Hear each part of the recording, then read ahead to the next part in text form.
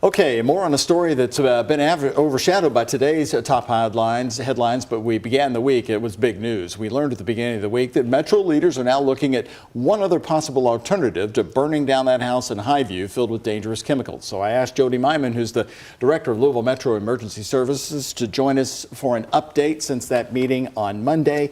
The big thing that came out of that is the EPA now wants to come to Louisville to see the house. When are they going to arrive here and look at it? So Mayor Greenberg had to give a formal request for their assistance. We found out that that they've accepted, to come in last Monday. So there had to be some legalities to it, but they'll be in next week to actually see the site. So we'll get them in, let them do a recon for themselves. They've only heard about it and seen pictures, so let them actually evaluate it next week.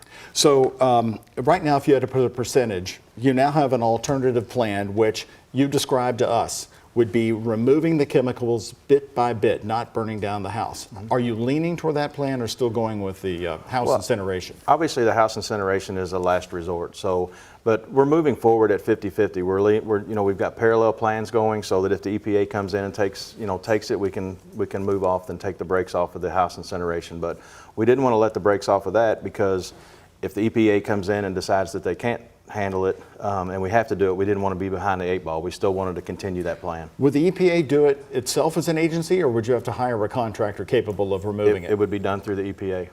So if you go with the fire option, how hot does the fire have to be, and how long would it take the house to come to the ground? So we've got some subject matter experts that are actually looking at that, but we estimate about 1,500 degrees, for a good hour or so, or even more. So like I said, we're bringing some experts in that have done some of these studies and done some of these burns before to see exactly how hot it's got to get.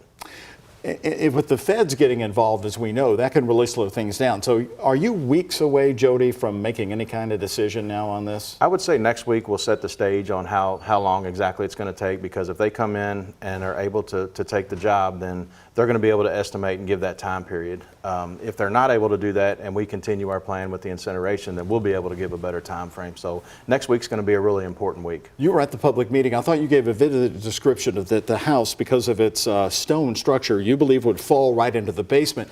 Would 1,500 degrees create much of a plume? People are worried about air pollution or breathing in toxic air. Would that even exist at that temperature? It would. And you've also got to think about the components of the house that are going to be burning as well. So they're going to be off-gassing and producing smoke, just like the things the chemicals that have been spoken of inside it. So we will have a smoke plume, but with our technology, we're going to be able to model that with the National Weather Service's constant updates and see exactly what the conditions are in the atmosphere to be able to tell exactly where that smoke plume is going to go.